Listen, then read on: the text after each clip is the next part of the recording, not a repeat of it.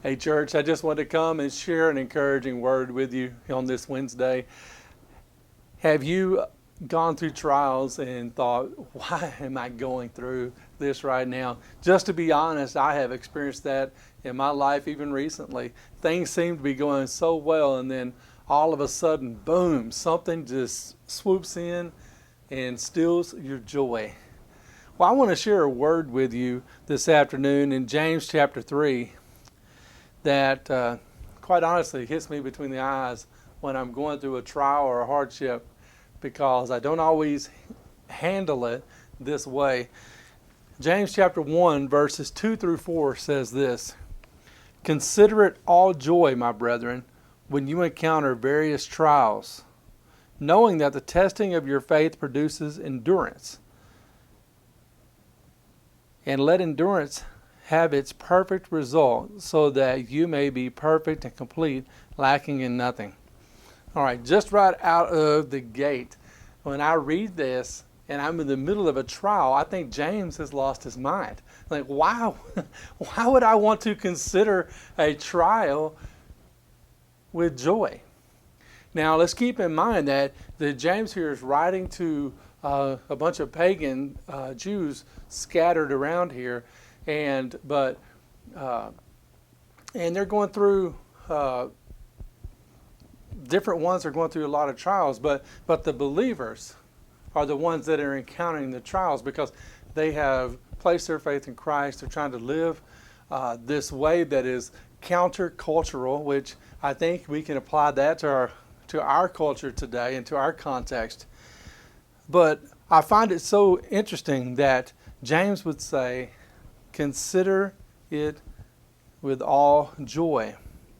See, Christians can face trials with a negative attitude, or they can face it with joy. And here is the thing. How many of us have taken a test over the course of our school time? Now, some of us will have to journey back a little further, and I understand that because it's been a while since you've been in school. Some of us can relate to that a little more closer because it hasn't been that long. But I want to read something to you. It says, "All too often, trials prompt groaning and complaints. This kind of response does not contribute to Christian maturity." Ouch, right? "It only makes matters worse. Trials are not to be seen as tribulations, but testings. A test is given to see a student can pass or if a student cannot." James gave sound advice on how to score high on every test. Well, when I hear that, I wasn't the best student. When somebody can tell me how I can score really high on a test, my ears perk up, okay? And hopefully our ears perk up spiritually, because James is telling us here how we can score high on a test. And here it is: "One who brings the right attitude to the trial, parenthesis, test, close parenthesis, who understands the advantage of the trial, open parenthesis, test, close parenthesis, and who knows where to obtain assistance in the trial, open parenthesis, test, close parenthesis, will certainly end up on God's honor roll." All right, well, that's a pretty encouraging word there, because he's saying James is telling us here how we can handle a trial. We go into the trial, and rather than having a bad attitude, going in with joy and coming through it, the midst of it, maintaining joy. And what is the purpose of it?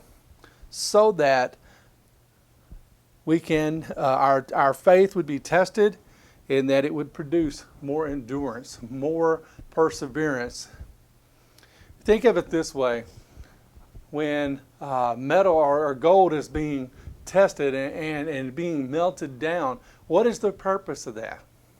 The purpose is to pull the impurities to the top, right?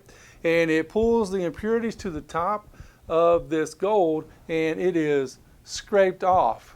And you have this pure gold, this refined gold by fire that has tested the gold, has exposed the weaknesses and the impurities of the gold, and it is removed, and what we have left is pure gold. When we go through trials and we enter it and we try to see the positive and keep all joy at all times in the trial, it is then that some of the bad, the impurities, the extra things that aren't needed in our life begin to be removed, and our strength, our faith, rather, is strengthened, and we become more enduring in all things. And then it says this as it closes out in verse 4. It says, and let endurance have its perfect result. If you're reading in the Christian Standard Bible, it says, let it have its perfect effect, so that you may be perfect and complete, lacking in nothing.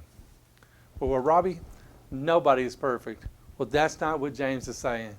James is saying our faith, our handling difficulties, that we may be perfected, we may be refined, and better handle and understand why we go through some of the trials that we go through sometimes. Well, I pray that this is encouraging to you, and if you're going through a trial, understand that God is right with you in this trial, that you're not in it alone. You can call him out to him, and you can lean on him. It tells us here that our faith is strengthened when we remain in joy and allow our faith to be perfected and strengthened through endurance and perseverance. I pray that you're blessed this week, and see you Sunday.